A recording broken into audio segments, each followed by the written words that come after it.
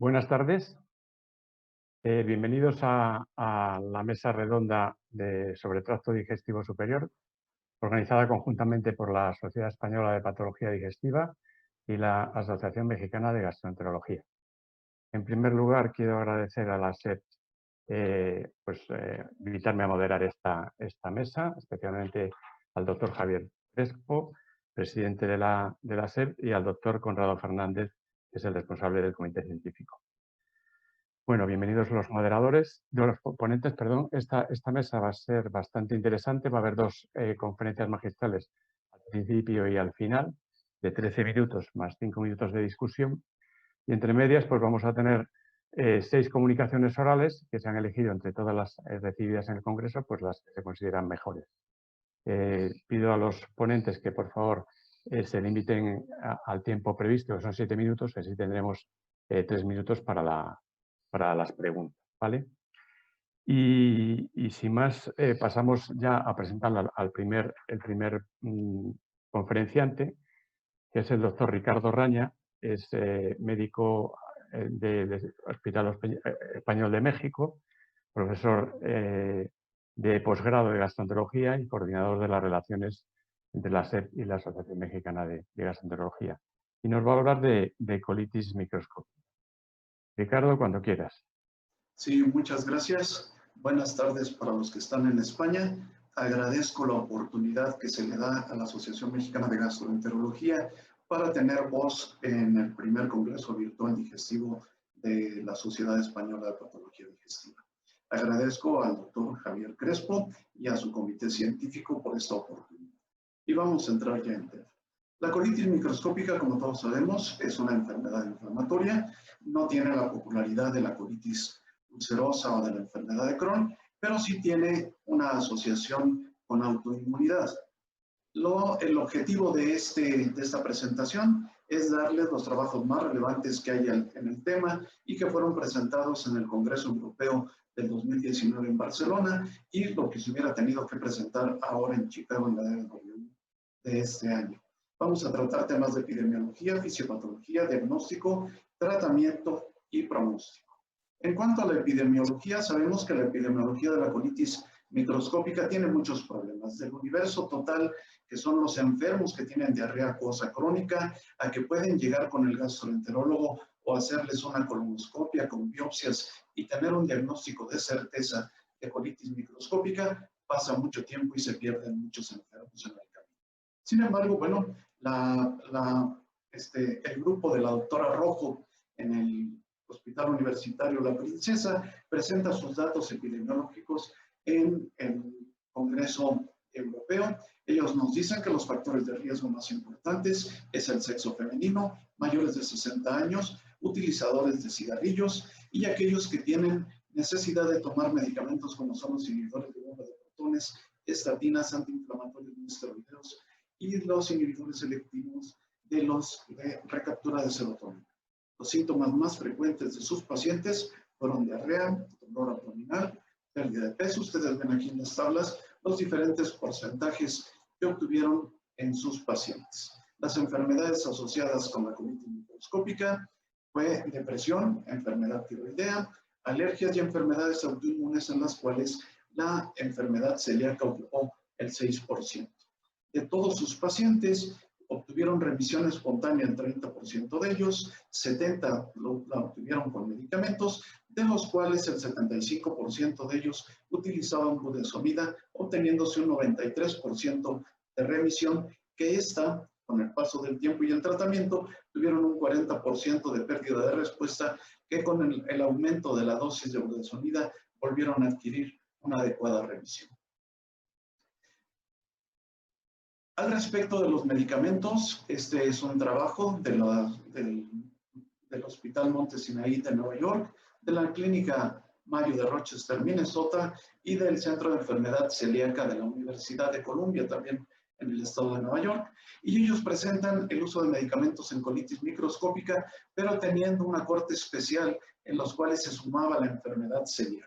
Ellos ven 383 pacientes y los comparan con 745 controles en una relación 1:2, y el objetivo fue dar la relación del uso de medicamentos con colitis microscópica y si esta relación se modificaba por el hecho de que el enfermo tuviera concomitantemente una enfermedad celíaca. Ellos se encuentran, a diferencia del grupo de la doctora Rojo, que los inhibidores de bomba de protones no son un factor de riesgo para la colitis microscópica, como sí lo son los antiinflamatorios no esteroideos, los inhibidores de los selectivos de la recaptura de serotonina. Cuando se ajustaron los resultados al uso de cigarrillo, la aspirina adquirió el riesgo más grande de todo el grupo, con una razón de momios de 1,95. Y cuando se excluyeron todos estos casos y se puso la enfermedad celíaca en el camino, se vio que no había grandes cambios en las asociaciones, excepto en las estatinas, que incluso tuvieron una relación inversa con la colitis microscópica. En cuanto a fisiopatología, el grupo catalán en España, pues dirigido por la doctora Wendy Esteves y por el doctor Fernando Bañares, demuestran o intentan demostrar si la hiperplasia de eosinófilos en la mucosa y la actividad de tal pueden tener relación con la colitis colagenosa y con la colitis linfocítica. Ellos tienen, pues, una forma de describirlo y es contar la cuenta total de eosinófilos a través de las células marcadas por histoquímica sobre las proteínas básicas mayores. Si ustedes ven en las gráficas cómo en la colitis colagenosa y en la linfocítica hay una dispersión importante en el epitelio, así como en la lámina propia, cuando se comparan contra los sujetos sanos. Veremos más adelante que esto también se ve cuando se ve el perfil de activación de los eosinófilos. Como ustedes ven, igual la degranulación de estos eosinófilos es importante en los pacientes con colitis colagenosa y linfocítica cuando se les compara con los voluntarios sanos, al igual que el porcentaje del área que se tiñó en las biopsias es más importante en los pacientes que con los controles. Sin embargo, como ustedes vieron en las gráficas anteriores y en estas, sí es importante la presencia de los eosinófilos en los pacientes y en los controles, pero cuando se compara colitis colagenosa con linfocítica, tanto el número y actividad de los eosinófilos demostraron que eran igual en ambos y quizás solo hablen del papel de la inflamación y no tanto poder diferenciar en estos fenotipos de colitis microscópica. Otro intento ahora en el diagnóstico, ¿sí? Un grupo de la Universidad de Sofía en Bulgaria presenta la actividad de los eosinófilos buscando la neurotoxina derivada de los eosinófilos y la proteína X de eosinófilos y lo va a comparar con calprotectina fecal en pacientes con enfermedad inflamatoria intestinal y con colitis microscópica. Y ustedes ven en los diferentes fenotipos de enfermedad inflamatoria intestinal, cuando está activa, la calprotectina fecal tiene cifras elevadas, al igual que el índice de la endotoxina de los eosinófilos y de la proteína X. Ustedes verán cómo va cambiando la relación de estos de acuerdo a si se trata de una enfermedad inflamatoria en remisión o después de la resección ileal, que eso es lo que significa después de la cirugía, cómo van cambiando las cosas. Y en los pacientes que tuvieron colitis microscópica o síndrome de intestino irritable con predominio de diarrea, ustedes ven que las cifras de calprotectina son relativamente bajas, pero a diferencia del síndrome de intestino irritable, la colitis microscópica mantiene una cifra baja de la endotoxina de los eosinófilos y de la proteína X, muy comparable a lo que se ve con los sujetos sanos. Y ellos llegan a la siguiente conclusión: en los fenotipos clínicos de enfermedad inflamatoria intestinal, como en la colitis microscópica, podemos ver que hay ciertos niveles diferentes en estos, haciendo una relación clara donde la cifra elevada de calprotectina fecal y baja de la relación de la endotoxina de los eosinófilos y de la proteína X hacen sospechar al clínico la presencia de colitis microscópica en comparación a sujetos sanos o enfermedad inflamatoria.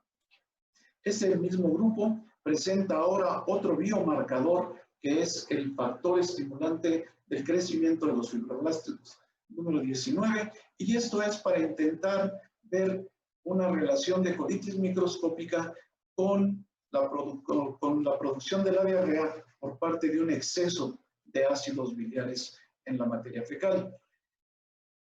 Hay que recordar que el método ideal es la medición del ácido homocólico taurín marcado con selenio 75, pero este habitualmente no está disponible en los centros comunes, sino en los centros de investigación.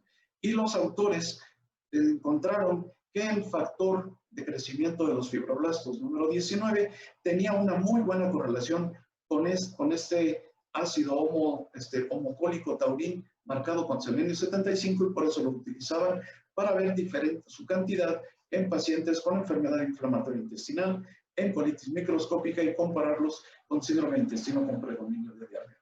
Ellos encontraron una cosa que es una desventaja de este biomarcador que depende del nivel de corte.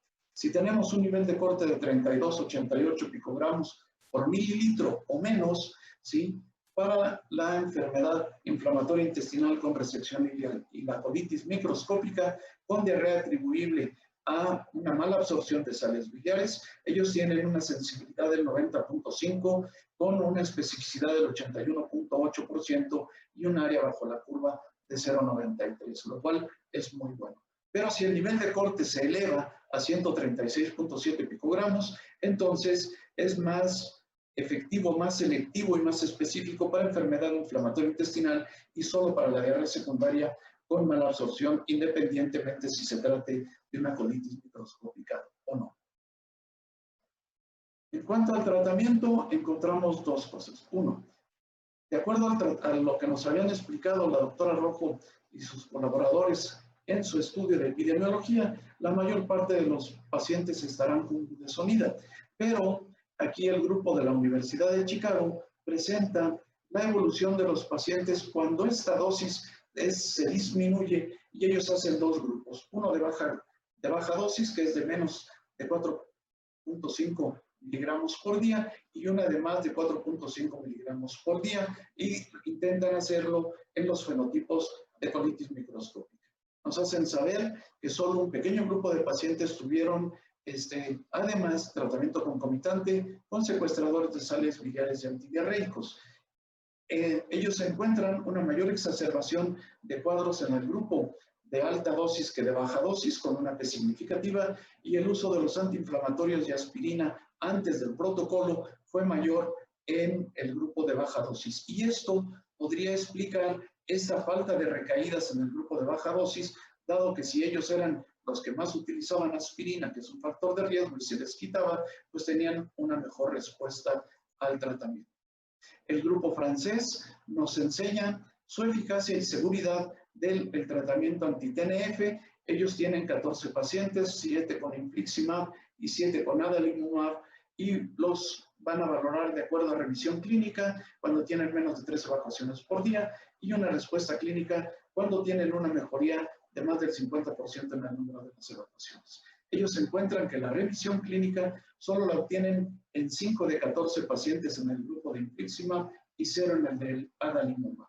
La respuesta clínica sí es diferente y son 6 de 7 en infliximab y 3 de 7 en adalimumab, siendo o por lo menos representando que el infliximab es mejor para los pacientes con colitis microscópica. La respuesta histológica que se buscó solo en 9 pacientes fue completa en 11.1 pacientes y 44.4% de tipo parcial.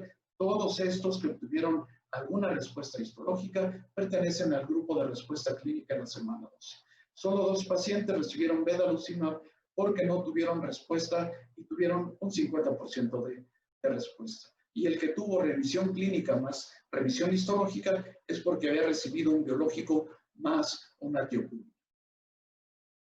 Por otro lado, en cuanto al pronóstico, pues el grupo danés presenta su relación sobre la mortalidad general y causa específica en colitis microscópica. Ellos utilizan obviamente el registro danés y a través de esto nos demuestran que se identificaron 14.200 pacientes con colitis microscópica y de los cuales murieron 3.047 contra 26.395 del grupo control, presentando un 25% de incremento en el riesgo de muerte. Ellos encuentran cuando se atenúan las causas de comorbilidad que por solo tener colitis microscópica se tiene una razón de una tasa de riesgo de 1.08 y esto es representativo tanto para la colitis linfocítica como para la colitis colágenosa.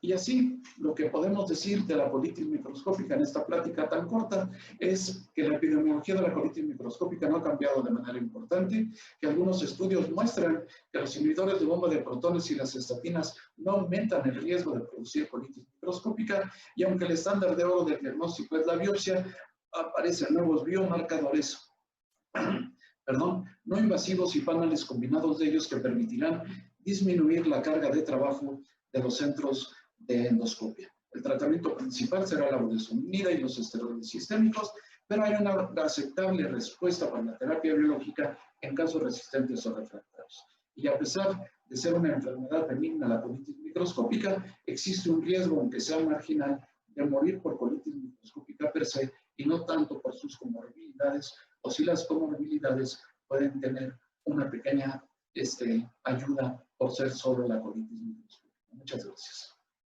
Muchas gracias, doctor Ricardo Arraña. Estupenda la charla, además se ajusta bastante bien al tiempo. Gracias. Tengo algunas preguntas que me llegan por otro canal.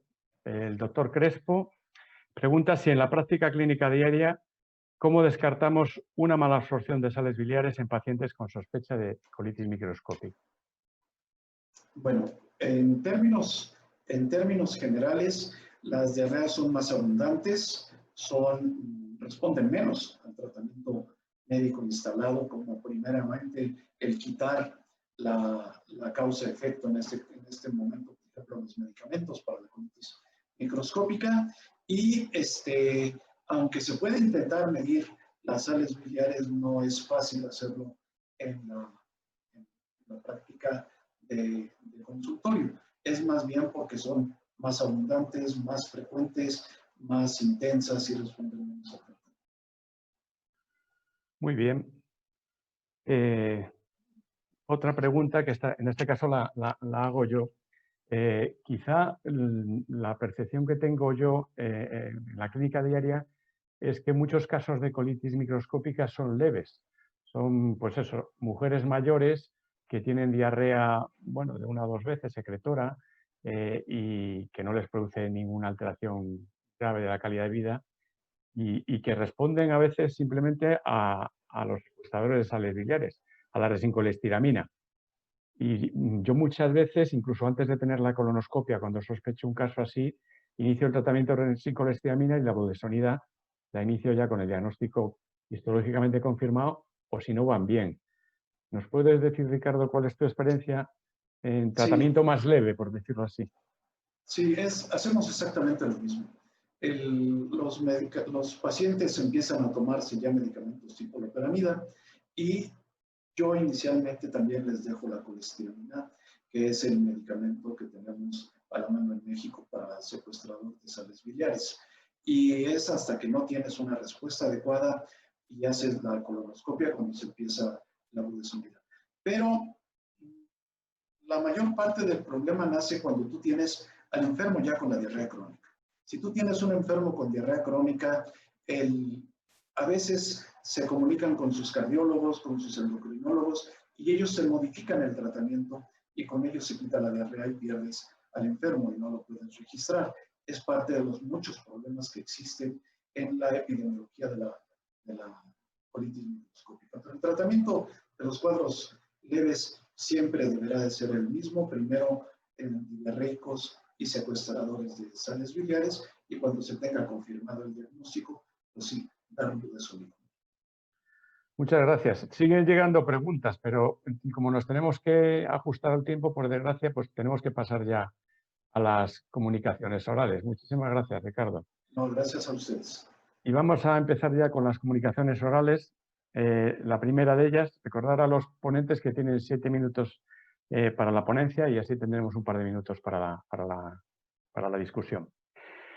El título es Protocolo de Seattle y la técnica Watts en la detección de displasia en pacientes con esófago de Barrett, y lo presenta la doctora Isabel Barba de la Clínica Universitaria de Navarra, en Pamplona. Adelante, doctora Barba. Hola, buenas tardes. Muchas gracias.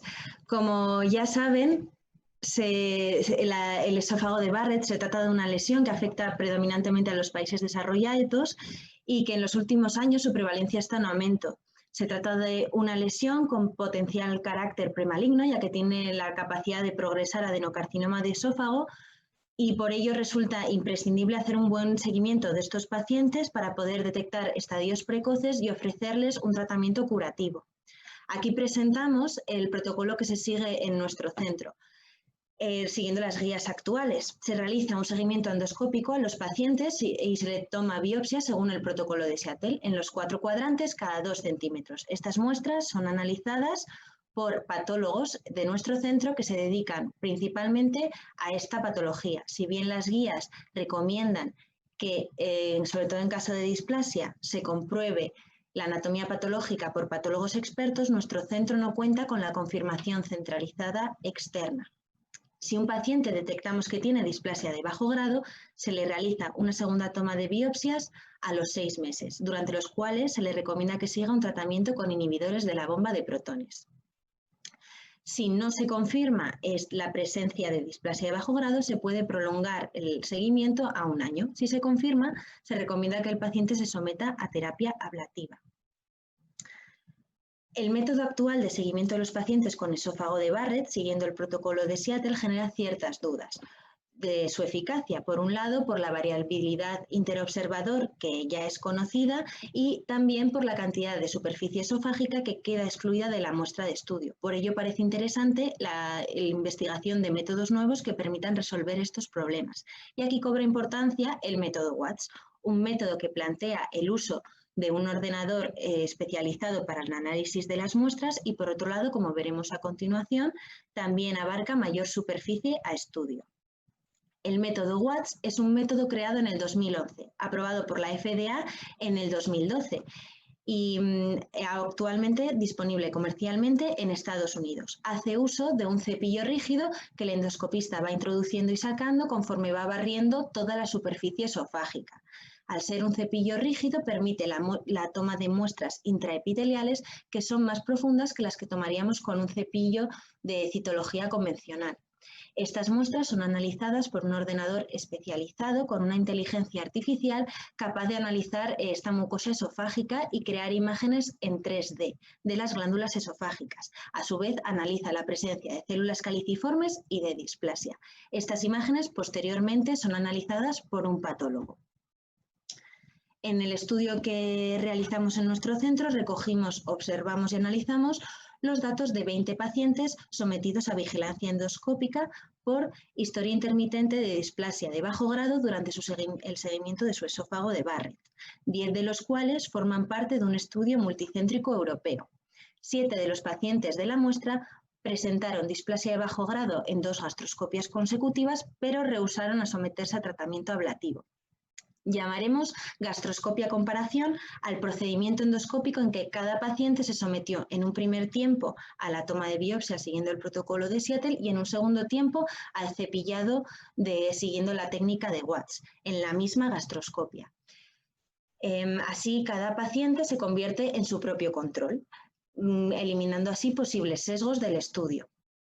Asimismo, se excluyeron. Ninguno de los 20 pacientes de la muestra presentaba lesiones macroscópicas en las endoscopias. Estudiando un poco el diagnóstico del esófago de Barrett, analizamos la capacidad de las pruebas de detectar células caliciformes, que son el diagnóstico microscópico de la metaplasia de Barrett. En términos de una sola gastroscopia, en la gastroscopia comparación, el método Watts detectó displasia en el 100% de la muestra, mientras que con el método convencional del protocolo de Seattle se detectó solo en un 20%, siendo estas diferencias estadísticamente significativas. Se compararon también los hallazgos de Watts frente a la detección de células caliciformes en algún punto durante el seguimiento endoscópico de estos pacientes. Aquí las diferencias se reducen y se pierde la significación estadística. Respecto a la displasia de bajo grado, se analizó en la gastroscopia comparación la capacidad de detectar displasia de bajo grado por Watts y por el protocolo de Seattle. Con el método convencional se detectó displasia en 3 pacientes, el 15% de la muestra, y con la técnica de Watts en 11, en el 55% de la muestra, siendo estas diferencias estadísticamente significativas. Recalcar que hubo 2 pacientes que se detectó displasia con el método convencional, pero no con Watts. Asimismo, también evaluamos la capacidad de detección de displasia de bajo grado con Watts con el acumulado durante el seguimiento endoscópico. Con Watts se detectó en el 55% de la muestra displasia de bajo grado y con el método convencional, 7 pacientes, el 35% de la muestra, se detectó displasia de bajo grado en 2 gastroscopias consecutivas. Son estos 7 pacientes que ya comentábamos que rehusaron de someterse a terapia ablativa. Volvemos a ver esos 2 pacientes que se detectó displasia con el método convencional, pero no con Watts, y al reducirse la diferencia de detección se pierde la significación estadística. Analizamos también la capacidad de reproducibilidad entre ambas pruebas estudiando el índice de concordancia de capa, que fue bastante bajo tanto en la gastroscopia comparación como cuando analizamos y comparamos los hallazgos de Watts con las gastroscopias durante el seguimiento. Por último, estudiamos también varios marcadores inmunohistoquímicos que están siendo investigados por ser posibles indicadores tanto de metaplasia de esófago de Barrett como de displasia. Según nuestros resultados, CDX2 fue un marcador que estuvo presente en el 55% de la muestra total y en el 91% de los pacientes con displasia de bajo grado, con una sensibilidad del 90,9% y especificidad del 88,9%. Como conclusiones, con nuestros resultados, la técnica de Watts parece que tiene mayor capacidad de detectar tanto células caliciformes como displasia de bajo grado en comparación con el método convencional en términos de una sola gastroscopia. Estas diferencias se reducen cuando comparamos la técnica de Watts con el seguimiento a largo plazo con el protocolo de Seattle. Con nuestros resultados no se observó una concordancia entre ambas pruebas diagnósticas. Respecto a los marcadores inmunohistoquímicos, según nuestros resultados, CDX2 parece que es el que mejor define la displasia, si bien es cierto que se necesitan más estudios a largo plazo para determinar cuál es la utilidad de estos marcadores. Queremos remarcar que no conocemos el significado clínico de esta displasia citohistológica detectada con Watts en comparación con la detección de displasia con las biopsias. En conclusión, son necesarios estudios a largo plazo que determinen la verdadera eficacia y el papel del método de Watts, pudiendo ser una técnica complementaria al protocolo de Seattle actual, como ya han mencionado algunas guías como la ASGE en el 2019. Muchas gracias. Muchas gracias, Isabel. Nos hemos pasado un minutito de tiempo, así que tenemos tiempo para una pregunta. Pregunta otra vez el doctor Crespo, aunque no es exactamente la charla, pero estarás muy puesta tú en este tema. ¿Hay que seguir a todos los pacientes con esófago de Barrett? Dependiendo de los hallazgos endoscópicos, de lo que podamos ver de la longitud, ¿no? Dependiendo, o sea, nuestro estudio se hizo en los pacientes que tenían un esófago de Barrett entre el 3 y el 5%, pero en caso de displasia sí que hay que hacer un seguimiento de todos los pacientes y confirmar realmente que haya. Sí. Cuando no hay displasia habrá que tener en cuenta la longitud del Barrett, si son fumadores o no, el sexo, etc. Pregunta el doctor Conrado Fernández, ya la última pregunta, si en el brazo del protocolo de Seattle se utilizó cromoendoscopia de alta resolución y magnificación, o por lo menos cromoendoscopia virtual. Alta resolución sí que se usó, pero la cromoendoscopia no. Vale, porque eso puede dirigir también las biopsias a zonas sospechosas, ¿no? Y aumentar el rendimiento de las biopsias. Hay algunos estudios que sí que lo han tenido en cuenta. Pues nada, muchas gracias. No tenemos tiempo para más preguntas. Gracias. Pasamos a la siguiente comunicación, que es el protocolo Bismugas, estudio randomizado, doble ciego, controlado con placebo sobre la utilidad del probiótico Lactobacillus reuteri en la terapia de erradicación cuádruple con bismuto de la infección por Helicobacter pylori en la práctica clínica habitual. Lo presenta Paula Fernández Álvarez del Hospital Virgen Macarena de Sevilla. Cuando quieras, Paula. Hola, buenas tardes. A ver. Ya lo tienes en pantalla. Tienes que clicar otra vez para que avance. Ahora. Bueno, la infección por Helicobacter pylori afecta al 50% de la población global, convirtiéndose en la infección bacteriana más frecuente en el ser humano. Las tasas de prevalencia a nivel europeo están en torno al 30% y, en concreto, en España están en torno al 40%. En la mayoría de los casos, la infección cursa de forma asintomática, pero cuando la bacteria coloniza la mucosa gástrica, va a producir una gastritis superficial, que en muchos casos puede permanecer así el resto de la vida, pero en otros casos, al cabo de años o décadas, puede provocar una úlcera péptica o una gastritis atrófica, que puede ser el primer paso en la evolución a un cáncer gástrico. Y por ello, la Organización Mundial de la Salud cataloga al Helicobacter pylori como un cancerígeno de clase 1. Este es el algoritmo de terapia inicial y de rescate establecido en la última conferencia española de consenso del tratamiento de esta infección. Sin embargo, es cierto que en los últimos años cada vez esta terapia se ha visto más comprometida por la aparición de cepas bacterianas resistentes, por la mala adherencia terapéutica y por la sensibilización de los pacientes. Es en este segundo punto, en el cumplimiento de la terapia, donde van a entrar en juego los probióticos. Existe evidencia sólida que sugiere que el uso de probióticos asociados a la terapia erradicadora va, por un lado, a disminuir las tasas de eventos adversos relacionados con el tratamiento antimicrobiano y, por otro lado, en menor medida, va a incrementar las tasas de erradicación del Helicobacter pylori. Sin embargo, en el último consenso español no se recomienda de forma generalizada asociar probióticos al tratamiento erradicador. Sí que plantean asociarlo a casos individualizados o seleccionados que se prevea que van a tener algún beneficio en disminuir los síntomas gastrointestinales. Por otro lado, la Organización Mundial de Gastroenterología, en sus guías de prebióticos y probióticos, otorga a una de las cepas del producto Lactobacillus reuteri un nivel de evidencia 1B como coadyuvante en la terapia erradicadora. Lo cierto es que a día de hoy tenemos evidencia que avala la suplementación con el Lactobacillus reuteri de la triple terapia, pero no tenemos evidencia actual acerca de su suplementación en las cuádruples terapias. Por ello, en nuestro centro hemos diseñado este estudio para conocer si la suplementación con 2 cepas probióticas de Lactobacillus reuteri frente al placebo es capaz de disminuir los efectos adversos gastrointestinales de la cuádruple terapia erradicadora con bismuto mediante escalas GS-RS utilizadas en la práctica clínica habitual. Como objetivos secundarios, nos planteamos conocer si con esta suplementación podemos disminuir los diferentes síntomas a modo individual y si va a mejorar el cumplimiento de la cuádruple terapia. Para ello hemos diseñado un estudio prospectivo, randomizado, doble ciego y controlado con placebo, en el que incluimos a todos aquellos pacientes recibidos en las consultas de digestivo general que presentaban un diagnóstico positivo para la infección por Helicobacter pylori. Los pacientes incluidos tenían entre 18 y 65 años. Excluimos a aquellos pacientes con un uso previo en las últimas 4 semanas de algún probiótico, aquellos que ya habían realizado alguna terapia erradicadora, aquellos pacientes que habían utilizado de manera ocasional en la última semana o de forma crónica en las últimas 3 semanas alguna INE, aspirina u otro medicamento antiinflamatorio, pacientes que habían recibido en las últimas 2 semanas antibióticos orales y pacientes gestantes. Finalmente, incluimos 80 pacientes que aleatorizamos en 2 grupos.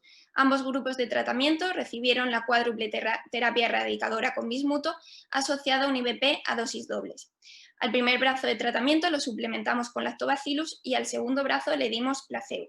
Finalmente, del primer brazo de tratamiento completaron el estudio 35 pacientes, 5 fueron pérdidas de seguimiento. Del brazo 2 completaron el estudio 33 pacientes, 6 fueron pérdidas de seguimiento y un paciente se retiró por presentar un efecto adverso concomitante intercurrente. Para la evaluación de la presencia y la gravedad de los síntomas, tanto de forma global como por subescalas, utilizamos las escalas validadas de evaluación de síntomas gastrointestinales GS-RS. Finalmente, como digo, incluimos 80 pacientes con una mediana de edad de 50 años, el 52% fueron mujeres. No encontramos diferencias significativas entre ambos grupos respecto a la edad, tampoco respecto al sexo, ni tampoco respecto a la medicación concomitante que habían realizado previamente al inicio del tratamiento del estudio, ni durante el tratamiento del estudio. La mediana de tiempo del tratamiento erradicador fue 10 días y la mediana de tiempo del tratamiento del estudio fueron 29 días. Se realizaron 71 test del aliento para confirmar la erradicación, comprobándose en 68, es decir, obtuvimos tasas de erradicación del 95,7%. Cuando analizamos cada uno de los grupos al inicio y al final del tratamiento, vimos que había una disminución global de los síntomas de forma significativa. Como vemos al inicio de los síntomas representados en la línea azul y vemos cómo disminuyen de forma significativa al final del tratamiento representados en línea roja en cada uno de los grupos. Además, esta mejora vemos que es más pronunciada durante los primeros 14 días del estudio. Posteriormente, la disminución global de los síntomas continúa, pero es menos evidente. Sin embargo, cuando comparamos entre sí ambos grupos al inicio y al final del tratamiento, no obtuvimos diferencias significativas. Probablemente esta mejora de los síntomas entre el inicio y el final del tratamiento en cada uno de los grupos haya que achacarla a la terapia erradicadora, ya que se dio en ambos grupos. Sin embargo, cuando analizamos en concreto por subescalas el brazo 1 de tratamiento, vemos que tanto en el síndrome de indigestión como en el síndrome dispéptico como en el síndrome de dolor abdominal, la mejora entre el inicio y el final del tratamiento de los síntomas también es significativa. Y además, en concreto en el síndrome dispéptico y en el dolor abdominal, estos síntomas solo mejoran de forma significativa en el brazo 1 de tratamiento, es decir, en aquellos pacientes que habían sido suplementados con lactobacillus. Respecto a la adherencia al tratamiento, no obtuvimos diferencias significativas entre ambos grupos. Por todo ello, podemos concluir que no hemos demostrado que la asociación con 2 cepas de Lactobacillus reuteri asociada a la cuádruple terapia erradicadora con bismuto mejore de forma global los efectos adversos gastrointestinales derivados del tratamiento antimicrobiano. Tampoco hemos evidenciado una mayor adherencia al tratamiento erradicador, pero sí hemos visto que con esta suplementación se produce una mejora selectiva del síndrome de dolor abdominal y del síndrome dispéptico, lo que nos incita a realizar nuevos estudios con un mayor número de pacientes y objetivos más específicos que pudieran demostrar mejoras globales en la tolerancia del tratamiento erradicador. Muchas gracias, Paula. Bueno, no tenemos ninguna pregunta que vea yo de la audiencia. Básicamente, por lo que he entendido, la conclusión más importante es que el gastrus, que realmente se utiliza para mejorar la adherencia y disminuir los efectos secundarios del tratamiento erradicador, no ha servido para eso.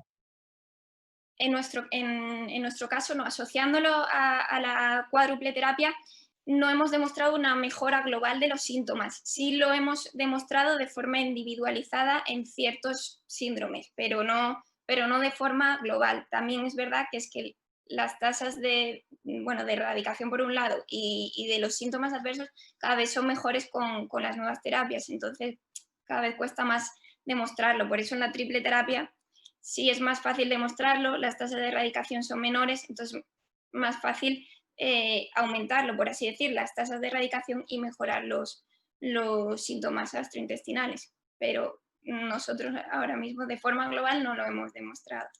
Muy bien, sí. No recomendarías el uso rutinario de gastrus en los tratamientos de erradicación, por lo que tenéis. ¿Sí? Rutinario no, pero sí que es verdad que en cierto tipo de pacientes siempre suelen tener efectos adversos a los antibióticos o típico paciente que tolera mal la medicación general, sí que creo que podrían beneficiarse. Muy bien, pues muchas gracias. Pues damos paso a la siguiente comunicación oral titulada Rendimiento diagnóstico del test de aire expirado con lactosa para el diagnóstico de intolerancia a lactosa y síndrome de sobrecrecimiento bacteriano intestinal. Lo presenta la doctora Verónica Martín Domínguez del Hospital Universitario de la Princesa de Madrid. Cuando quieras, Verónica. Muy buenas tardes. Yo, como ha dicho el doctor Valle, les vengo a presentar un estudio que hicimos sobre el rendimiento diagnóstico del test de aire expirado con lactosa para el diagnóstico no solo de la intolerancia a la lactosa, sino también del síndrome de sobrecrecimiento bacteriano intestinal. Como todos sabemos, la malabsorción de lactosa y la intolerancia a la lactosa son condiciones clínicas frecuentes en nuestra población y que se deben a una pérdida de la actividad enzimática de la lactasa intestinal que existe en los enterocitos. Cuando hay hipolactasia, La lactosa, que es un disacárido, no se hidroliza en el intestino delgado y pasa directamente al colon, en donde es hidrolizada o fermentada por la microbiota habitual, produciendo ácidos grasos de cadena corta y gases como hidrógeno, metano y dióxido de carbono, así como también los síntomas relacionados con la intolerancia a la lactosa. En base a esto es que se basan los test de aliento, los test de aire expirado, en la producción de gases a nivel intestinal. Y es importante resaltar que estos gases no se producen por nuestro organismo, no se producen por la célula humana y únicamente se producen por la fermentación bacteriana. En pacientes con sobrecrecimiento bacteriano no diagnosticado, a quienes se les realiza un test de intolerancia a la lactosa por similitud de síntomas, el exceso de bacterias en el intestino delgado, como vemos aquí, puede fermentar precozmente la lactosa produciendo un exceso de gases que puede dar como resultado un falso positivo de la prueba de intolerancia a la lactosa. Por tanto, la recomendación actual del Colegio Americano de Gastroenterología sugiere descartar primero el sobrecrecimiento bacteriano previo a los test de intolerancia a carbohidratos. El objetivo de nuestro estudio fue, por tanto, determinar si existen patrones de elevación de gases, tanto de hidrógeno como metano, en las pruebas de intolerancia a la lactosa que puedan ser sugestivos de un sobrecrecimiento bacteriano. Fue un estudio retrospectivo y descriptivo en el que se analizaron los test de aire expirado para sobrecrecimiento bacteriano e intolerancia a la lactosa realizados en nuestro hospital. Se emplearon como sustratos la lactosa 25 gramos en la prueba de intolerancia a la lactosa y lactitol 10 gramos en la prueba de sobrecrecimiento bacteriano. El aire expirado se recogió en tubos de ensayo en intervalos de 25 minutos durante 3 horas y para el análisis se empleó un cromatógrafo de gases marca Quintro. Se registraron los síntomas presentados por los pacientes a través de un cuestionario libre durante las pruebas y se siguieron las recomendaciones internacionales para la preparación de los pacientes previo a los tests, que fueron la dieta baja en carbohidratos 24 horas antes, el ayuno, no fumar, todas las recomendaciones habituales. Basándonos en la fisiología de la fermentación bacteriana, empleamos los siguientes patrones sugestivos de sobrecrecimiento bacteriano en la prueba de intolerancia a la lactosa. En primer lugar, propusimos la elevación precoz, definida como un aumento de hidrógeno mayor de 20 partículas por millón y o de metano mayor de 10 partículas por millón por encima del nivel basal en el minuto antes del minuto 75. Y el patrón de meseta, definido como una elevación de hidrógeno mayor de 20 partículas por millón y o de metano mayor de 10 partículas por millón del basal de forma continua y sostenida desde el inicio de la prueba. En los resultados, analizamos 111 pruebas de intolerancia a la lactosa y sobrecrecimiento bacteriano realizadas a los mismos pacientes entre abril del 2016 y julio del 2019. El test de intolerancia a la lactosa fue positivo en un 33% y el sobrecrecimiento bacteriano fue positivo en un 68%. Y ambas pruebas fueron positivas en un 24%. Separando los pacientes según si presentaron o no estos patrones sugestivos de sobrecrecimiento bacteriano, obtuvimos que en el grupo de pacientes con patrones sugestivos presentes hubo 69 pacientes o un 62%, y en el grupo con ausencia de estos patrones un 38%. No hubo diferencias estadísticamente significativas en cuanto a sexo, edad ni síntomas, y sí que vimos que la presencia de intolerancia a la lactosa fue mayor en el grupo con patrones sugestivos de sobrecrecimiento bacteriano con un 47% y la presencia de sobrecrecimiento bacteriano confirmado con la prueba fue mayor en el grupo de patrones sugestivos con un 82%. Esto lo vemos mejor en esta tabla, donde vemos la diferencia significativa. En el grupo con patrones presentes hubo mayor diagnóstico de sobrecrecimiento bacteriano. En esta tabla de contingencia vemos la validez de estos patrones sugestivos de sobrecrecimiento bacteriano, teniendo que la presencia de alguno de los patrones, o bien de forma global, tuvo una sensibilidad de 75% para el sobrecrecimiento bacteriano, un valor predictivo positivo de 82%, una especificidad de 65,7% y un valor predictivo negativo de 54,8%. Y desglosando cada patrón, vemos que todos tienen una alta especificidad, un buen valor predictivo positivo, no obstante tienen bajo valor predictivo negativo y en sensibilidad solo la elevación en meseta de hidrógeno tiene un 60%.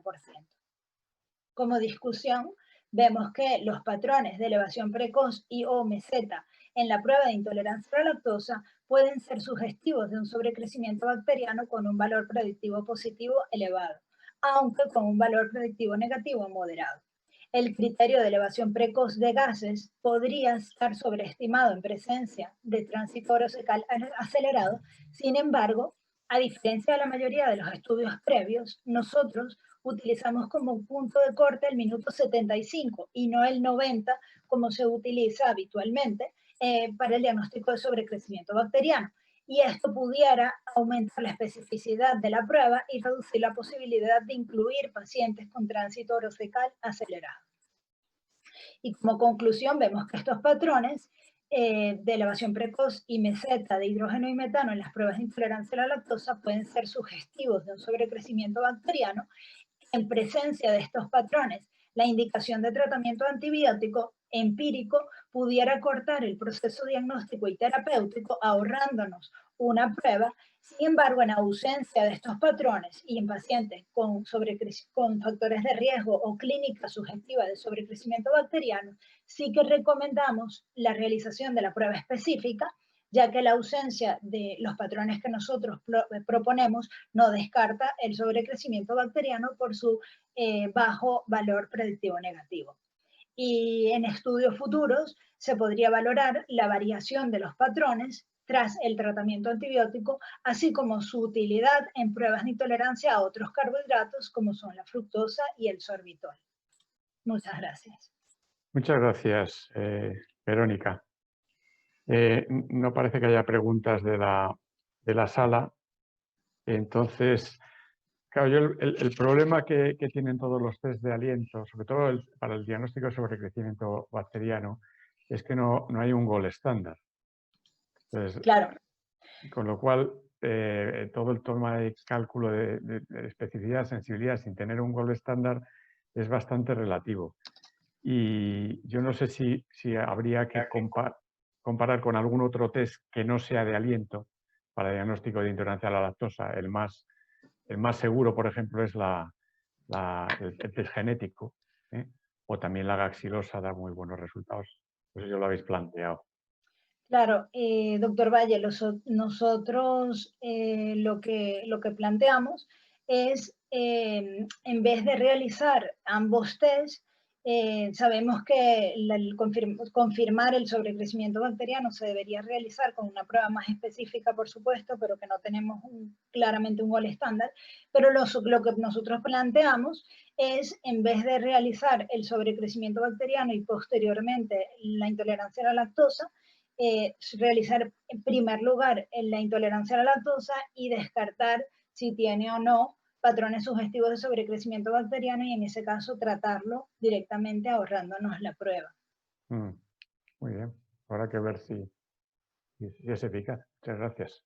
Pasamos entonces a la siguiente comunicación, titulada Correlación entre la recuperación de la mucosa duodenal y la ausencia recurrente de péptidos inmunogénicos del gluten en orina de pacientes celíacos. Lo presenta la doctora Ángela Ruiz Carnicer de la Universidad de Sevilla. Adelante, Ángela. Hola. ¿Se puede, no? Vale. Bueno, en primer lugar me gustaría agradecer al comité científico y organizador la selección de este trabajo para esta comunicación. La enfermedad celíaca, como ya sabéis, es una enteropatía inflamatoria crónica del intestino delgado, mediada inmunológicamente, que está causada por la ingesta de gluten en la dieta de individuos genéticamente predispuestos. Afecta aproximadamente al 1% de la población y el tratamiento actual de la enfermedad es una dieta estricta, sin gluten, durante toda la vida, con el fin con el fin de aliviar los síntomas y lograr una recuperación del daño intestinal, para evitar complicaciones a corto y a largo plazo. Además, la falta de adherencia a la dieta y la subsiguiente persistencia de lesiones duodenales se asocia a infertilidad, osteoporosis, retraso del crecimiento, anomalías dentarias y demás. También la persistencia de lesiones histológicas y el contacto mantenido con el gluten se ha asociado a riesgos a largo plazo de complicaciones mayores como linfoma intestinal y enfermedad celíaca refractaria. Actualmente, para la monitorización de la dieta sin gluten, se utilizan los cuestionarios dietéticos, los cuales son un poco subjetivos debido a que a veces los pacientes olvidan o falsean los resultados. También tenemos la serología, que es uno de los principales métodos para este seguimiento de la dieta sin gluten, pero también se ha demostrado que puede tardar hasta incluso 2 años en negativizarse. Y por último tendríamos la biopsia, la cual es el gold estándar, pero es una prueba costosa e invasiva para el paciente. Por lo tanto, ninguno de estos son un método eficaz y directo para comprobar que el paciente celíaco esté realizando una dieta sin gluten. Por lo tanto, en trabajos previos, en nuestro grupo de investigación se desarrolló unos anticuerpos G12 y A1 capaces de detectar el gluten en alimentos, trigo, cebada, centeno, avena y sus derivados. Además, estos anticuerpos no reaccionan con otros cereales no tóxicos como el arroz y el maíz y son capaces de detectar los péptidos inmunogénicos del gluten tras la hidrólisis parcial del gluten por las enzimas gastrointestinales. Estos péptidos inmunogénicos del gluten son aquellos que generan una cascada de reacciones inmunológicas en los celíacos. A partir de estos resultados, pues, se ha desarrollado un método no invasivo que permite una evaluación directa de la ingesta de gluten mediante la detección de GIP en muestras de heces y orina. Uno de esos métodos es a través de un formato ELISA que permite detectar y cuantificar los GIP en heces. Y por otro lado tendríamos también las tiras inmunocromatográficas que permiten detectar el contenido de GIP en heces y en orina. Ambos métodos permiten monitorizar el cumplimiento de la dieta sin gluten y detectar casos de transgresiones en la dieta. Estas técnicas han supuesto un avance revolucionario a nivel mundial en la clínica de la enfermedad celíaca. Centrándonos en la detección de GIP en orina, se ha desarrollado un estudio clínico, prospectivo, no aleatorizado, enmascarado para el analista, con el objetivo de evaluar la utilidad clínica de los péptidos inmunogénicos de gluten en la orina como un biomarcador del cumplimiento de la dieta sin gluten en pacientes celíacos, comparándolos con otros métodos alternativos. Y además, evaluar también su utilidad clínica como predictor del grado de lesión histológica.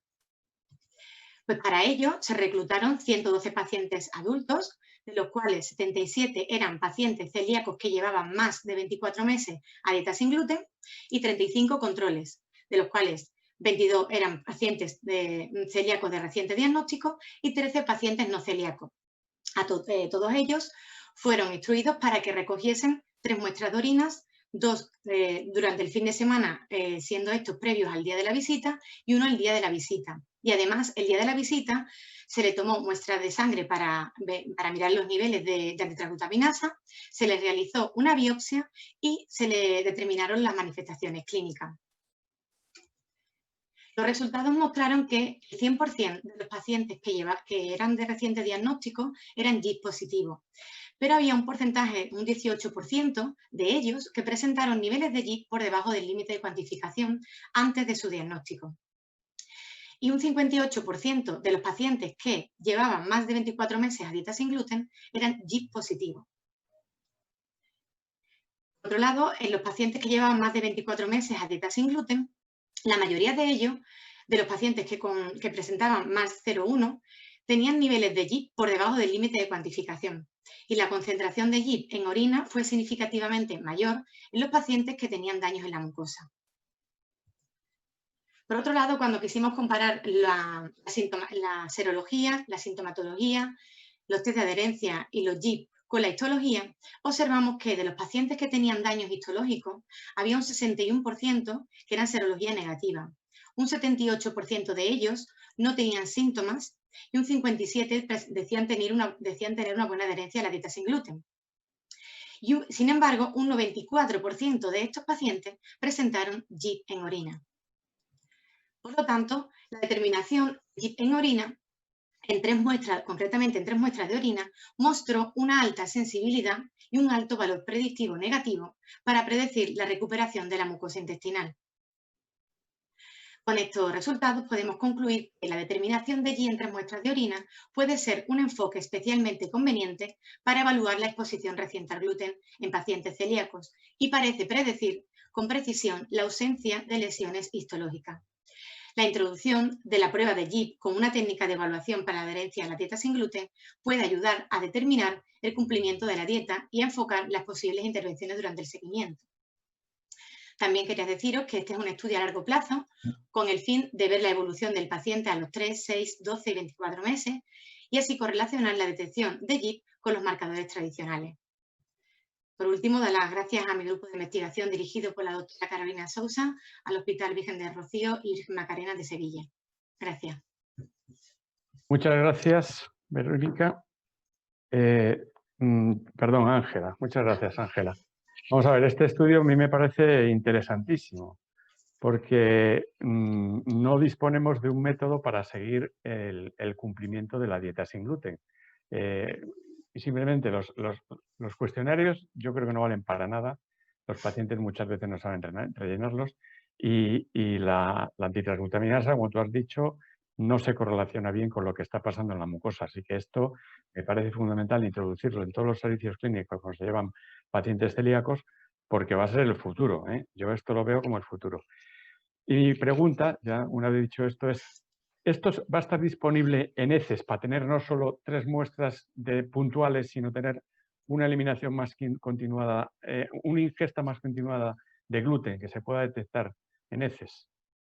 En heces, es decir, en ese ya está demostrado y de hecho está publicado que el seguimiento, que se pueda llevar a cabo el seguimiento del paciente, se está haciendo no la dieta con heces, eso está publicado hace bastante tiempo, que se hace a través de los test ELISA.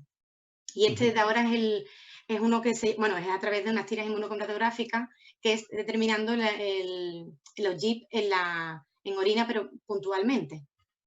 ¿Y es más sencillo en orina que en heces? A ver, es más sencillo simplemente a la hora de la recogida quizás de la muestra para el paciente, no es lo mismo pedirle muestras de heces que pedirle muestras de orina quizás. Es por eso quizás a la hora de la manipulación del paciente de que te pueda acceder la muestra y demás, pues quizás es algo más sencillo. En cuanto a la técnica en sí, el de orina, pues es simplemente una tira inmunocromatográfica parecida a los test de embarazo que tú colocas la muestra de orina y te dice si has consumido o no has consumido gluten. Y sin embargo, las heces también se puede hacer por estas tiras y también se hace por ELISA. Muy bien. Entonces, tenemos preguntas. Sí, las has contestado perfectamente. Tenemos preguntas de la audiencia. El doctor Blas José Gómez Rodríguez. Perdón, no, esta es de la previa. Nos pregunta la doctora Violeta María Sastre, ¿cuál es la disponibilidad actual de esta determinación en nuestro medio?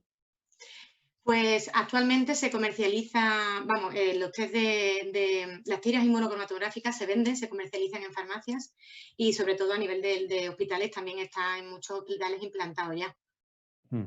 Es fácil, o sea, tú hablas con el laboratorio de bioquímica de tu hospital que quieres tener estas tiras y lo puedes solicitar y es fácil, me imagino, instaurarlo. Bueno, el paciente en sí puede ir directamente a una farmacia y comprar los test. Vienen bastante bien explicados y lo puede hacer si quiere el paciente en su casa. Y además, está también a nivel de hospitales, también está implantado en algunos de ellos. ¿Y cómo se llaman? ¿Es un nombre comercial el test, el kit? El Gluten Detect se llama. Gluten Detect. Hay una imagen, una de las imágenes que pongo al lado de las tiras, están las cajitas y se llaman Gluten Detect. Pues está muy bien saberlo. Muchísimas gracias. A vosotros. Pasamos, por tanto, a la siguiente comunicación. Una nueva firma bacteriana fecal para el cribado de cáncer colorectal reduce la tasa de falsos positivos del test de sangre ocultaneces inmunoquímico en población de cribado.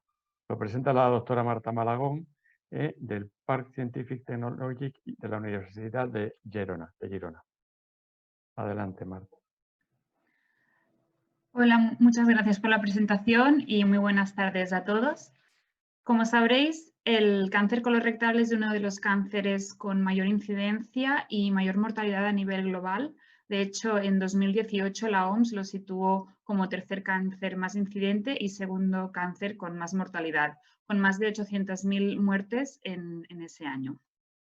Es por eso que es importante poder detectar este cáncer de forma precoz. Por ello, existen diferentes programas organizados para el cribado del cáncer colorectal que están focalizados en individuos de riesgo medio. Estos individuos son gente asintomática que no tiene antecedentes familiares de primer grado con cáncer colorectal y con una edad a partir de los 50 años. Actualmente existen distintos métodos de cribado a nivel mundial.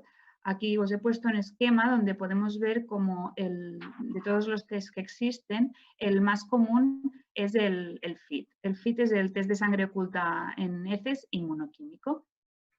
Se trata de un test que es cuantitativo y que en los programas de cribado suelen utilizar el punto de corte de 20 microgramos de hemoglobina por gramo de heces para poder dar un resultado positivo. Las ventajas de este test es que no es invasivo, es específico para la hemoglobina humana y es económico. Además, tiene una elevada sensibilidad y especificidad para el cáncer colorectal. Aún así, tiene algunos inconvenientes, como es que tiene una baja sensibilidad para el adenoma avanzado de tan solo el 28% y para la neoplasia avanzada, esto es el adenoma avanzado o cáncer colorectal de forma indistinta, tiene un bajo valor predictivo positivo. Todos estos datos conducen a que tenga una elevada tasa de falsos positivos.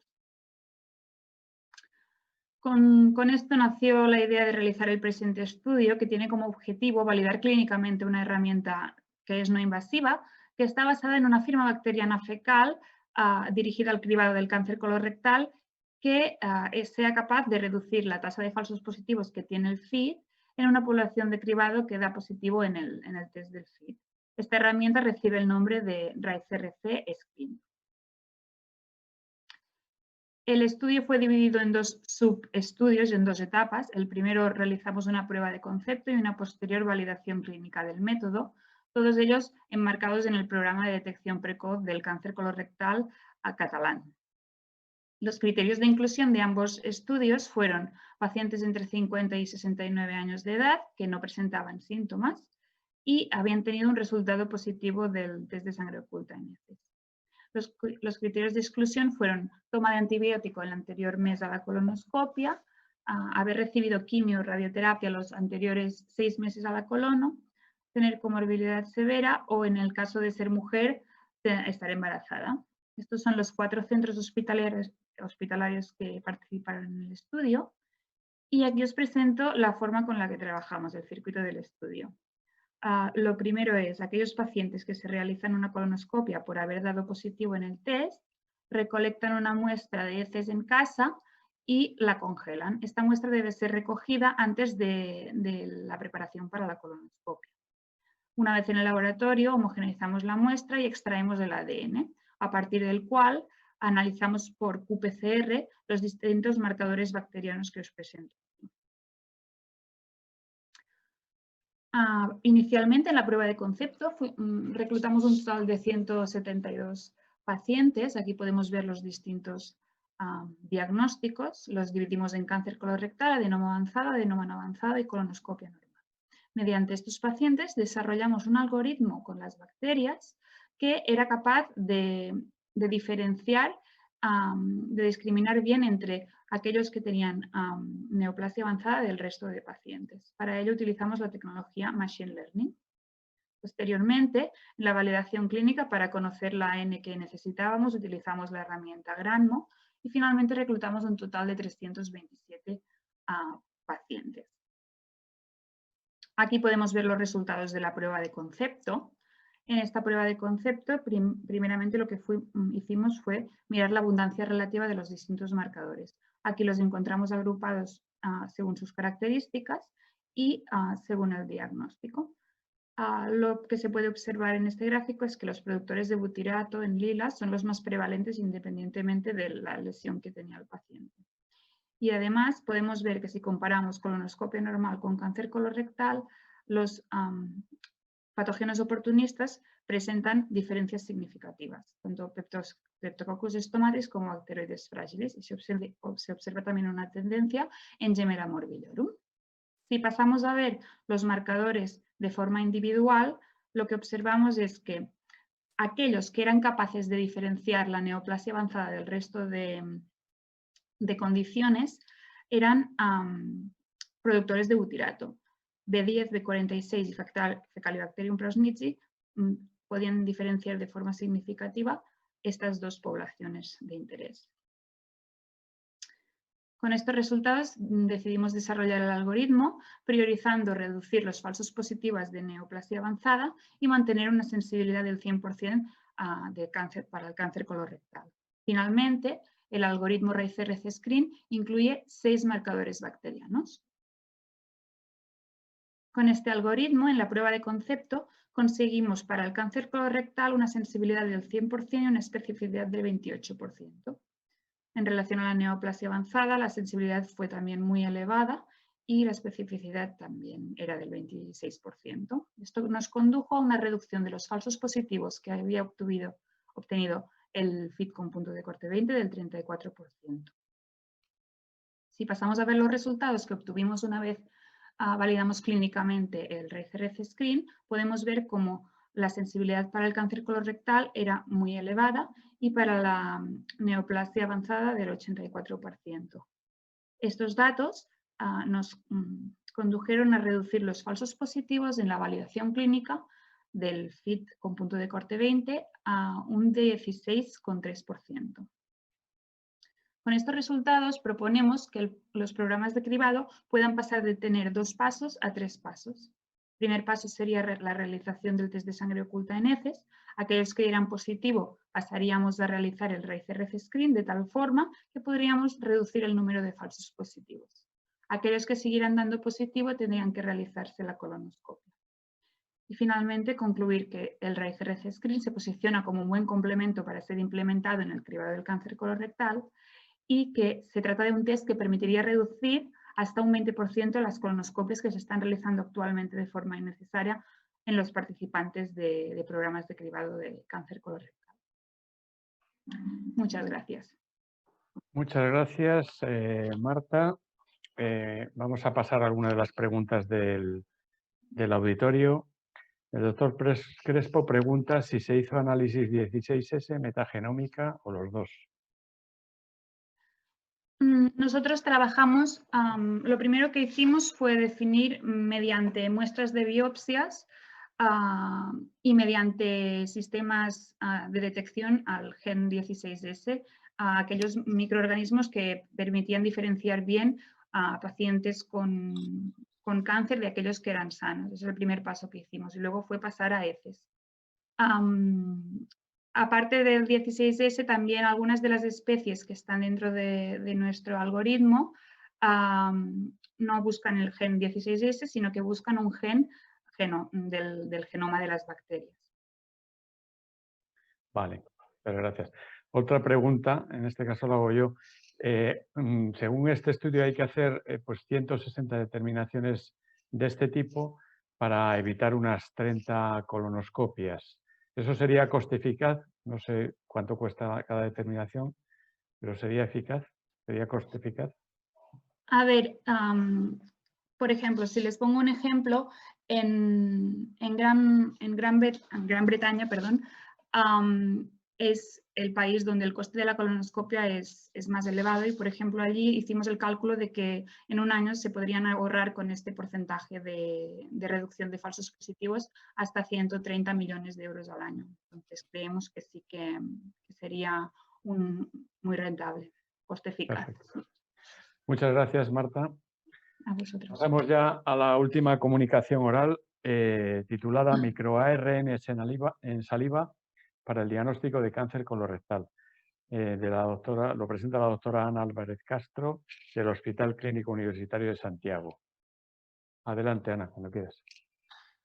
Buenas tardes y gracias por habernos seleccionado para participar en esta edición tan especial. Como ha dicho la doctora Malagón, las cifras de importancia del cáncer colorectal lo da su prevalencia a nivel mundial y el número de pacientes afectados.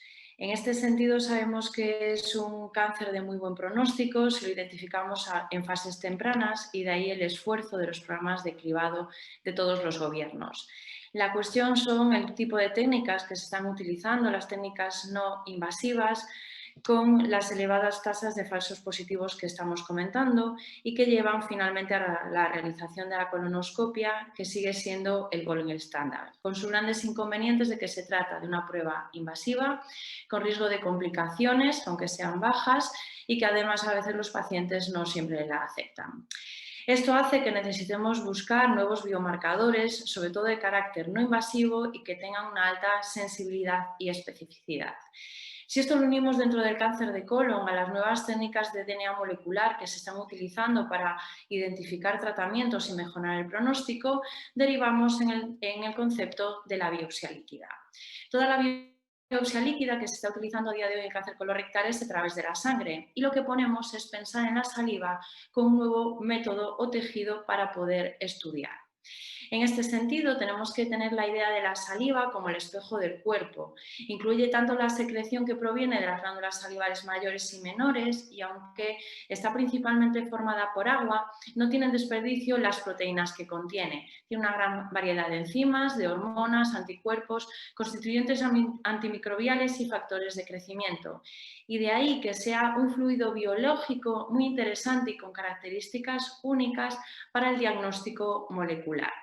Así, como técnica de cribado puede ser interesante porque es no invasiva, es muy repetible, fácil de usar y segura.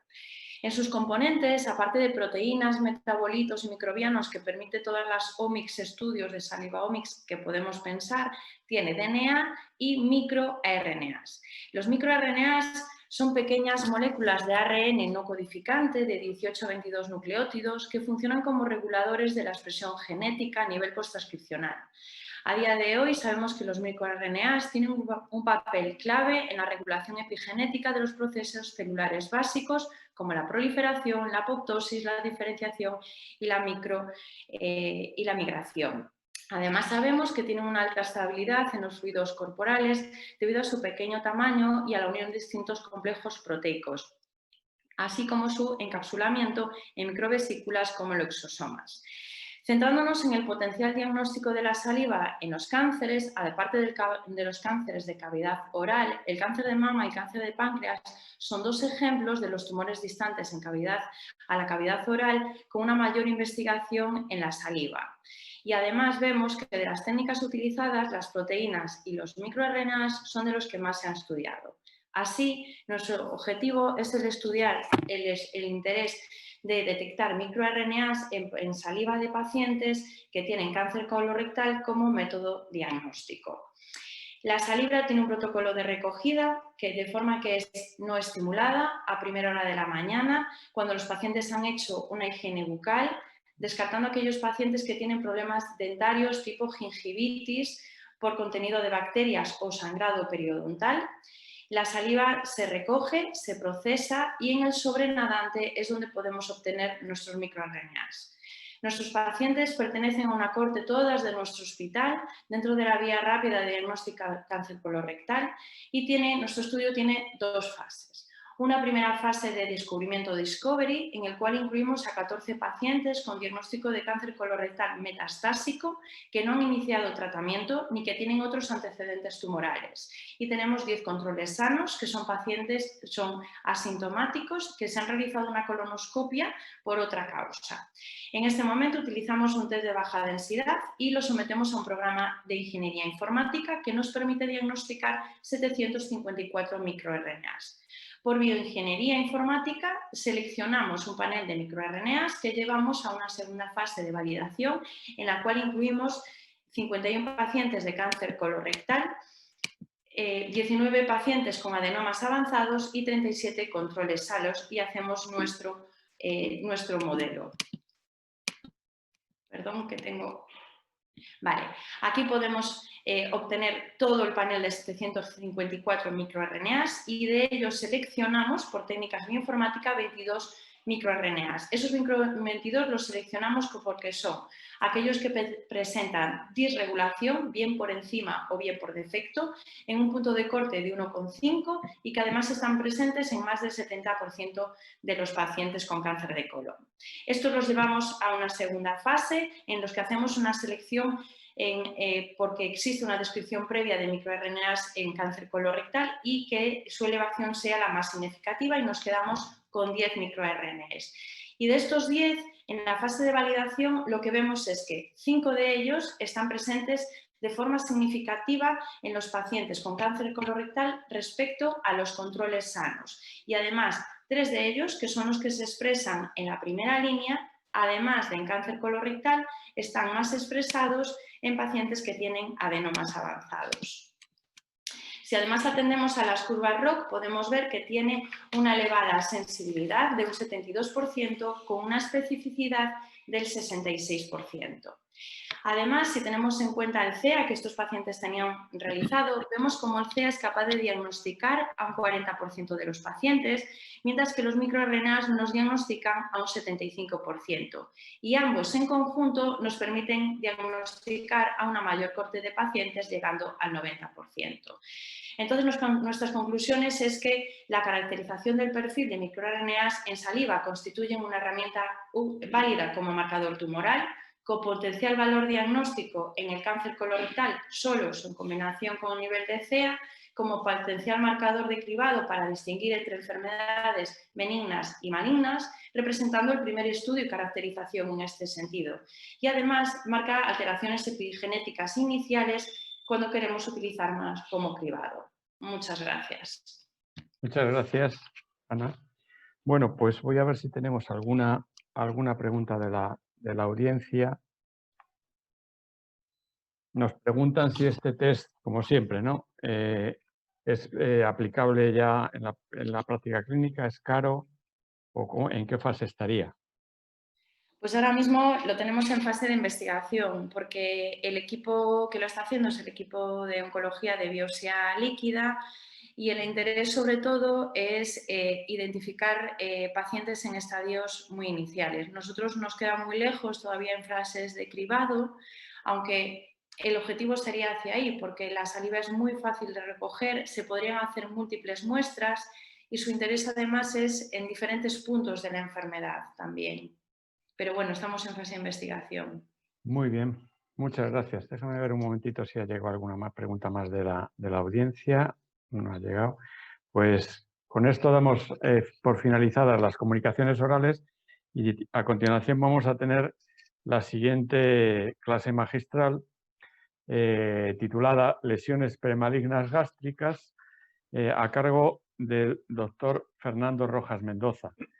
El doctor Fernando Rojas es médico adscrito a gastroenterología del Hospital Médica Sur de México y además es profesor titulado de posgrado en alta especialidad y tenemos el honor de que nos acompañe. Fernando, cuando quieras. Hola, muy buenos días, tardes allá en España. Muchas gracias por la invitación a la Sociedad Española de Patología Digestiva, al comité organizador, al doctor Javier Crespo. Agradezco la amable invitación y, bueno, el tema que me ha asignado es lesiones premalignas gástricas, que, como ustedes saben, de acuerdo a Globocam, el cáncer gástrico sigue siendo en la actualidad un tumor de alta incidencia. En México, al año 2018, se reportaron 5.6 casos por 100.000 habitantes. En España está alrededor de 6.6 por 100.000 habitantes. En el 2018 se reportaron poco más de 1 millón de nuevos casos de cáncer gástrico, lo cual hace que es un tumor sumamente importante. Con respecto al sexo, sigue siendo más frecuente en el sexo masculino. Y esto pues, nos da pie a que le demos seguimiento a lesiones premalignas. Sabemos que son alteraciones en la mucosa gástrica, consideradas como factores de riesgo para desarrollar cáncer gástrico. La atrofia, la metaplasia, la displasia son las principales alteraciones conocidas. Y esto ha motivado que las distintas asociaciones internacionales hayan producido guías La primera publicada por la ESGE en el 2012. En el 2015 la ASGE hizo lo correspondiente y en el año pasado, el 2019, la ASGE hizo una actualización a dichas guías.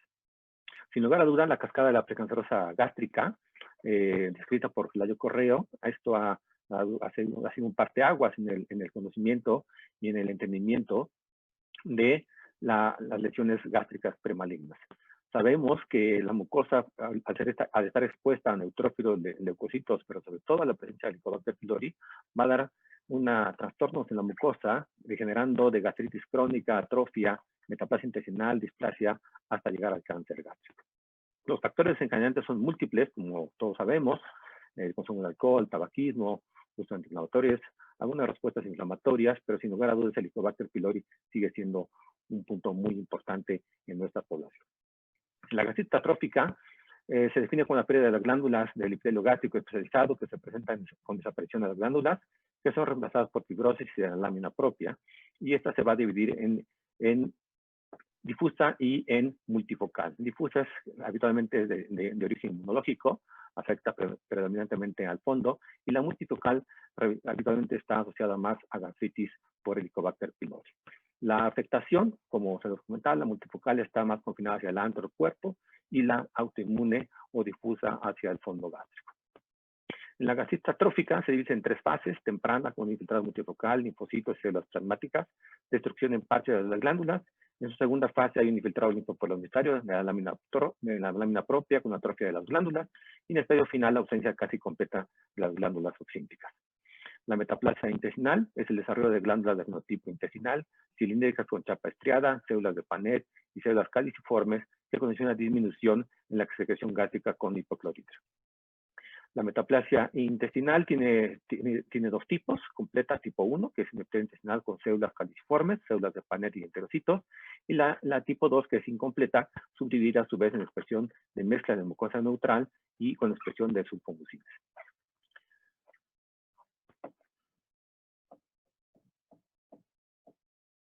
Perdón, tengo un problema aquí con el ordenador. Ahora. La displasia, cuando hablamos de displasia, es la combinación de alteraciones microscópicas confinadas a las glándulas sin cruzar la membrana basal, como consecuencia de una maduración epitelial y proliferación de células anormales. Es una serie de cambios fenotípicos que resultan en una combinación de tres alteraciones morfológicas principales: atipia epitelial, pérdida de conformación activa del epitelio y alteración de la arquitectura de la mucosa. Esos cambios dan lugar a distintos grados de displasia.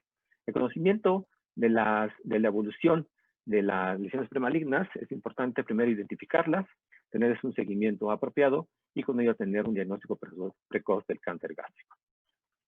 El diagnóstico endoscópico de alta definición con cromoendoscopía es mejor que la endoscopía de alta definición con la luz blanca. Esta es una de las recomendaciones altas que se hicieron en la última revisión. Y si se dispone de equipo y se tiene la capacitación apropiada, la cromoendoscopía virtual con o sin magnificación debe ser utilizada para la toma de biopsias dirigidas.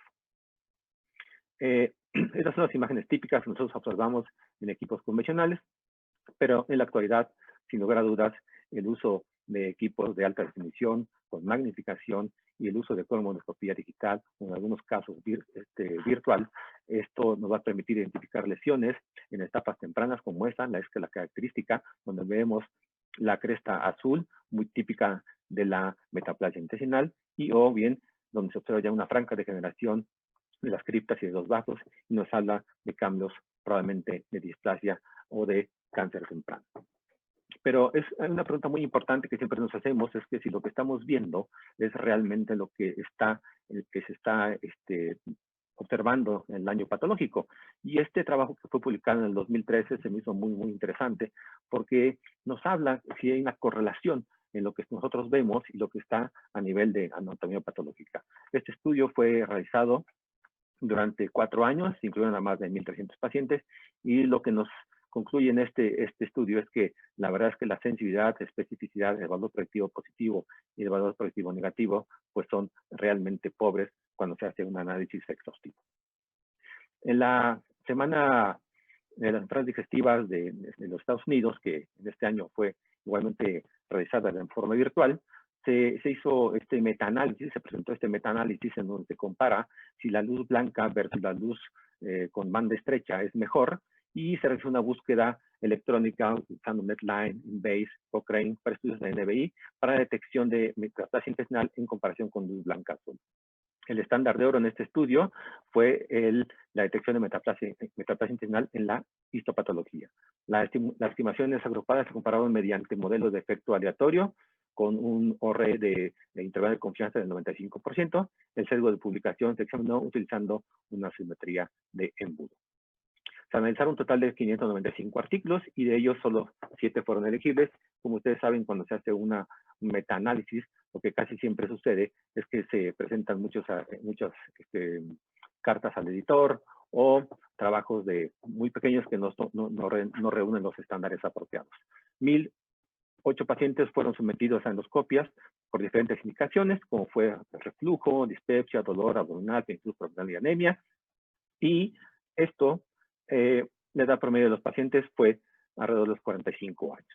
300 pacientes, que es el 29.9%, presentaron metaplasia intestinal, y la banda estrecha pudo detectar metaplasia intestinal del 23% de los sujetos adicionales que no fueron detectados solo con la luz blanca. El OR agrupado fue de 0,52, con un intercambio de confianza del 95% y con una P menor a 0,01. Estos resultados sugieren que el NBI fue mejor en la detección de metaplasia intestinal en comparación de luz blanca. Las biopsias gástricas son muy importantes. La adecuada toma de estas es elemental en el diagnóstico de lesiones premalignas y también, obviamente, de las malignas, y esto permite identificar distintas etapas de las lesiones, así como la presencia o ausencia de Helicobacter pylori, y que, como sabemos, esto debe ser en la actualidad tomado bajo el protocolo de Sydney, y esto involucra 2 biopsias del antro, 1 de la incisura, 2 del cuerpo, que involucra la curvatura menor a la curvatura mayor y que deben ser en frascos separados. En aquellas detección de lesiones que se encuentren en zonas que son sospechosas, estas deben ser separadas de forma importante. El análisis histopatológico debe ser de Olga, de acuerdo a cuando observamos datos de atrofia gástrica, y Olguín cuando hay sospecha alta de metaplasia intestinal, y esto es para tener una información totalmente homogeneizada y que podamos entender todo el mundo. El Helicobacter pylori, sin lugar a dudas, sigue siendo una causa muy importante de infección a nivel mundial. En México tenemos un aproximado 70%. En España ustedes tienen más o menos entre un 40 a 50%. Y esto es muy importante aclarar que la incidencia va a depender mucho también de la relación que se tenga con la población en su estado socioeconómico. Este trabajo fue presentado en la Semana de Barcelona el año pasado. Es un estudio realizado en Rumania y el objetivo de ese estudio fue determinar la incidencia de lesiones endoplásticas gástricas. Las variables fueron género, edad, tipo de patología, presencia o no de Helicobacter, y a todos se realizó endoscopia con biopsia empleando la clasificación de Olga. 2.131 pacientes, 47.1% fueron mujeres, 52% fueron hombres, y los hallazgos histopatológicos fueron gastritis, metaplasia, displasia y Helicobacter. Las lesiones premalignas prevalecieron en la edad de 60 a 70 años sin diferencia estadística con respecto al sexo. Este trabajo concluye que más de la mitad de los pacientes presentaron Helicobacter pylori, y después de los 60 años se recomienda evaluar a los pacientes mediante endoscopia y realizar pruebas de tipo no invasivo. Al parecer no hay diferencia entre el género, entre la incidencia de lesiones premalignas después de los 60 años. Otro trabajo presentado en la UEG del año pasado en Barcelona es el seguimiento de las lesiones precancerosas. Es un estudio realizado en Francia, en Nantes. Es un estudio que incluyó del 2000 al 2015. Se incluyeron 507 pacientes con diagnóstico de gastritis atrófica, metaplasia intestinal, displasia de bajo grado y displasia de alto grado. Todos los pacientes tenían endoscopias con biopsias tomadas con protocolo de Sydney y fueron analizados con patólogo experto. Se incluyeron 79 pacientes, 35 fueron hombres, 31 con una edad media de 31 años, y las lesiones gástricas que encontraron fueron gastritis atrófica en 5 pacientes, metaplasia intestinal en 73 pacientes. De estos, metaplasia intestinal, Olguín 2 y Olguín 3 fueron únicamente 6. Displasia de bajo grado en un paciente, y 37 pacientes tuvieron, que es el 47%, fueron positivos para Helicobacter pylori. El periodo de seguimiento fue de 76 más o menos 4 meses. La comparación entre la endoscopia inicial y la final mostraron estabilidad de lesiones en 56 pacientes, que representa el 71%, y en 10 de 3 pacientes observaron progresión de gastritis atrófica metaplasia en 4 pacientes, metaplasia intestinal a displasia de bajo grado en 3 pacientes, metaplasia intestinal a displasia de alto grado en 1 paciente y metaplasia intestinal a cáncer en 2 pacientes, y este fue del tipo de metaplasia incompleta. Hubo regresión en 13 pacientes y estos tenían inicialmente una metaplasia intestinal completa, Holguín 1 y Holguín 2. Este estudio muestra que la mayor parte de las lesiones premalignas gástricas se mantienen estables a través del tiempo y la metaplasia intestinal de tipo incompleto tiene mayor riesgo de progresión a displasia y cáncer. La regresión de metaplasia intestinal es posible, especialmente para quienes tienen niveles bajos de Holguín 1 o Holguín 2 y pasa para los tiempos, y sobre todo para la metaplasia de tipo completo. Este otro trabajo presentado en la semana de las enfermedades digestivas en vía online es un estudio realizado en Tailandia, en donde se incluyeron 1.177 pacientes de abril del 18 a agosto del 19 y se analizaron las características basales, resultados del laboratorio e histopatología en las biopsias. Se observó una prevalencia global del 44.8% para el Helicobacter pylori, la edad media fue de 66 años y 44.7% fueron hombres. 827, que es el 77.2%, presentaron gastritis crónica y 209 metaplasia intestinal. El índice de masa corporal fue mayor en el grupo de metaplasia intestinal completa en relación a metaplasia intestinal completa. La edad mayor a 45 años, la infección por Helicobacter pylori y los antecedentes familiares de cáncer gástrico fueron significativamente mayores en el grupo de metaplasia intestinal completa. Este es el análisis que se observó, en donde demuestra nada más que la incidencia y la prevalencia se incrementa con el uso y consumo de bebidas alcohólicas, cigarros y la presencia de Helicobacter pylori.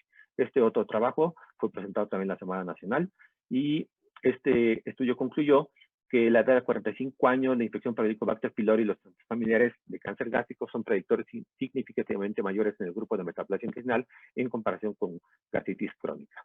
El índice de masa corporal podría ser utilizado como un factor de riesgo predictor para disminuir el desarrollo de metaplasia intestinal y la erradicación del Helicobacter pylori es una forma efectiva de prevenir el desarrollo de lesiones cancerosas. El seguimiento, como este algoritmo fue propuesto ya por la ESGE, en donde se enfoca básicamente a la presencia o ausencia de metaplasia, y esto va a depender qué seguimiento le vamos a dar, si va a ser a 1 año o va a ser a 3 años, y va a depender mucho del grado de metaplasia que se tenga. No me queda más que invitarlos a nuestras sesiones actualmente que vamos a estar también virtuales, en Gastro Norte, que será a fines de junio, Ecos Internacional, que será en agosto. Esa es la página para que tengan ustedes toda la información y les agradezco mucho su amable atención. Gracias. Muchas gracias, Fernando.